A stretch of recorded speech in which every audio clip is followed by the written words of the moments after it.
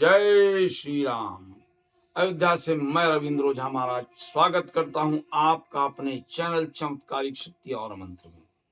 देखिए, मैं जो अयोध्या में बैठा हूं आप लोगों की सेवा के लिए संकल्पित होकर, तो इसमें आप लोगों को हर तरह की बातें, तंत्र मंत्र की भी, वैदिक भी, सभी ज्ञान आपको देता हूं कि जो चीज आवश्यक है मानव जीवन के लिए। अगर कोई आपका कार्य दुविधापूर्ण है, अटक रहा है, तो उसके लिए तंत्रोक्त चीजें भी आपको बताता हूं जो मेरे पुरखों द्वारा प्राप्त हुई, उनकी लिखी पुस्तकों से। वैदिक चीजें भी, वैदिक ज्ञान की बातें भी, जो जानना आपके लिए अत्यंत आवश्यक है। आज जो बताने जा रहा हूं कि शनिवार कोई जरूरी है? शनिवार कोई पीपल की पूजा क्यों होती है? ये कोई आवश्यक है कि शनिवार ही करें? सोमवार क्यों नहीं कर सकते? मंगल बृहस्पति क्यों नहीं कर सकते हैं? तो आज जो जानकारी दूंगा आपको, बहुत ही गूढ़ जानकारी, इसको अपने दिमाग में बैठा लें। कभी कोई प्रश्न कहीं आपसे करता है तो आप उसको बता सकें। चूंकि आप सनातन धर्मी हैं, हिंदू हैं, संस्कृत और सभ्यता से अपने जुड़े हुए हैं, तो ये ज्ञानवर्धक चीजें जानना आपको जरूरी है। कि जैसे मंगलवार शनिवार हनुमान जी की पूजा क्यों होती है? मंगलवार को बजरंगबली का जन्म हुआ और शनिवार को रावण के चंगुल से शनिदेव को आजाद कराया। इस कारण मंगलवार शनिवार को हनुमान जी की पूजा होती है। और पीपल का वृक्ष शनिवार को ही क्यों पूजित होता है, ये जानना अत्यंत आवश्यक है आपके लिए। कि भगवान विष्णु और मां लक्ष्मी का एक दिन वास होता है पीपल के वृक्ष में। एक बार समुद्र मंथन हो रहा था। अभिमान क्यों समुद्र मंथन हुआ, अब ये भी बता दूं इसी के साथ आपको, कि समुद्र को अहंकार हो गया था। वो मां पार्वती से भिड़ गया था अपने अहंकार के कारण कि मेरे अंदर 14 रत्न भरे हैं, तुम कहां उस ढोंगी सन्यासी के साथ बैठी हो। तो माता क्रोधित हो गई, भगवान भोलेनाथ से शिकायत की और श्राप दिया समुद्र को कि तुम्हारे सारे रत्न 14, सारी चीजें तुम्हारे अंदर से मैं निकाल लूंगी।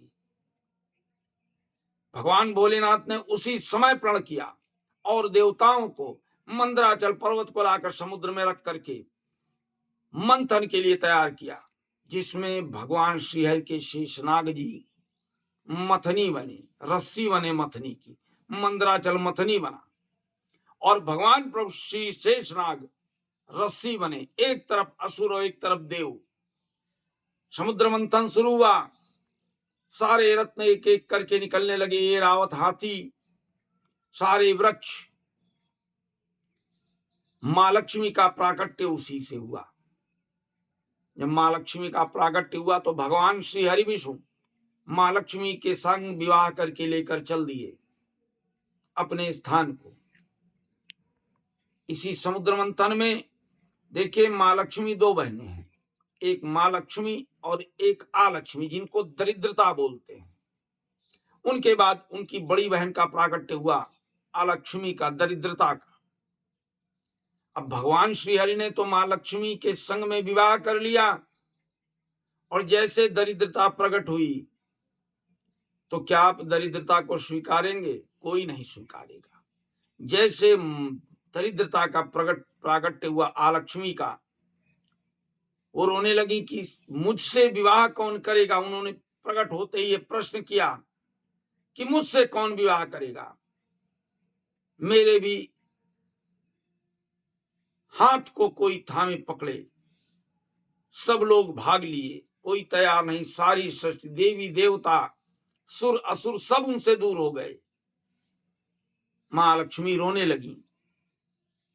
उन्होंने मां लक्ष्मी से, दरिद्रता ने विनय की कि श्रीहरि से विनती करो कि पूरे ब्रह्मांड में मुझे कोई नहीं स्वीकार कर रहा है, तो वो मुझे पत्नी के रूप में स्वीकार करें। तो भगवान विष्णु ने कहा लक्ष्मी जी के विनय करने पर कि हे लक्ष्मी, अगर मैं इनको स्वीकार करता हूं तो आप हमें छोड़कर चली जाएंगी। हाँ, मैं इनकी व्यवस्था कर सकता हूं, इनके लिए योग्य वर की मैं तलाश करूंगा। अच्छा, ये भी आप ध्यान रखें कि दरिद्रता का वास वही होता है जहां गंदगी होती और जहां दरिद्रता घुस जाती वहां व्यक्ति विनाश में चला जाता है। धन संपत्तिहीन, आश्रयहीन, शक्तिहीन, ज्ञानहीन, बुद्धिहीन, तेजहीन हो जाता है जब दरिद्रता आती है। और दरिद्रता पहले तो आती थी, अब आप स्वयं ले आते हैं कि घर में गंदगी है, आगे पीछे अगल बगल सब गंदगी है। वस्त्र आप जैसे पाए उल्टे सीधे पहनकर चल दिए, ना मन को ना तन को साफ किया, तो दरिद्रता को आप स्वयं बुला लेते। पहले आती थी और आप स्वयं लाते हैं। तो इस वीडियो का आशय है कि इस चीजों से भी सावधानी रखें। अब आगे आपको बताता हूं कि भगवान श्रीहरि दरिद्रता को लेकर निकले। भाई जब देवलोक में कोई नहीं तैयार हुआ तो किसी लड़की के लिए कोई ना कोई लोग तो चाहिए ही, कि कोई लड़की कुंवारी है, नहीं विवाह हो रहा है, तो हम अगर अपने शहर अगल बगल के शहर में नहीं पाएंगे तो हम बंबई दिल्ली गुजरात जाके तलाशेंगे। कोई लड़का भाई योग्य सुयोग्य मिले, वही इसके हाथ को थाम ले। तो श्री हरि विष्णु मां दरिद्रता को लेकर चले और पृथ्वी पर सभी मनुष्यों और ऋषि मुनियों के पास जाकर सबसे विनय की कि इनसे आप विवाह कर लें। भाई सब ऋषि मुनि उनको देखते ही भाग खड़े हो, ना बोल दें। घूमते घूमते श्रीहरि परेशान हो गए। तब उन्हें अपने एक शिष्य की याद आई, पिपलाद मुनि। ब्रह्मांड के सर्वश्रेष्ठ ऋषि थे, पूरे ब्रह्मांड के सभी देवी देवता उनको नमन करते थे। पिपलाद मुनि के पास पहुंचे, देखते ही पिपलाद मुनि हाथ जोड़कर खड़े हो गए, कहीं हे प्रभु आदेश, आप कैसे मेरी कुटिया पर पधारे, मुझे आपने बुला लिया होता। तो श्री हरि विष्णु ने कहा कि हे पिपलाद मुनि, ये दरिद्रता है, अलक्ष्मी है, लक्ष्मी की बड़ी बहन, इनका वर्ण पूरे ब्रह्मांड में कोई नहीं कर रहा है और बड़ी समस्या हो गई है, और मैं चाहता हूं कि आप इनका वर्ण करें।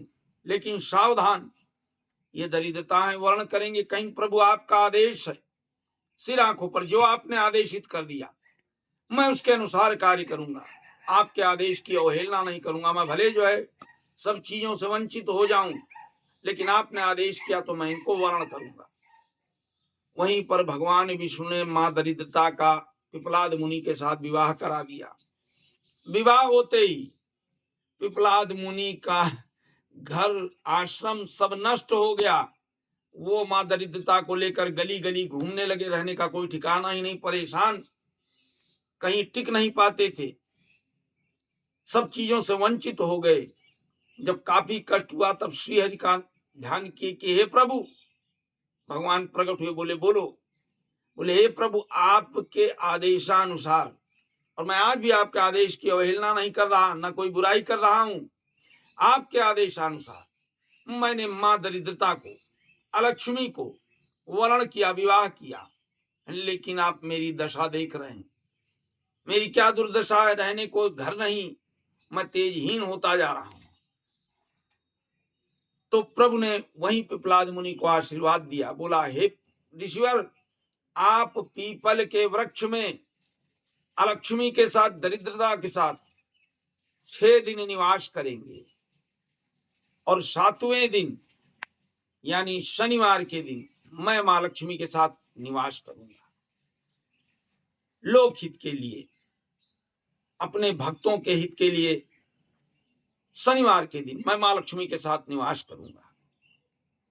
तब से 6 दिन सोमवार से लेकर शुक्रवार तक पिपलाद मुनि अलक्ष्मी के साथ में पीपल में निवास करते हैं। इसलिए आप देखते हैं कि सोमवार से शुक्रवार तक कोई पीपल में जल नहीं देता है, और जो व्यक्ति इस समय में पीपल को पूजता है तो दरिद्रता उसके घर पे स्वयं चली आती है।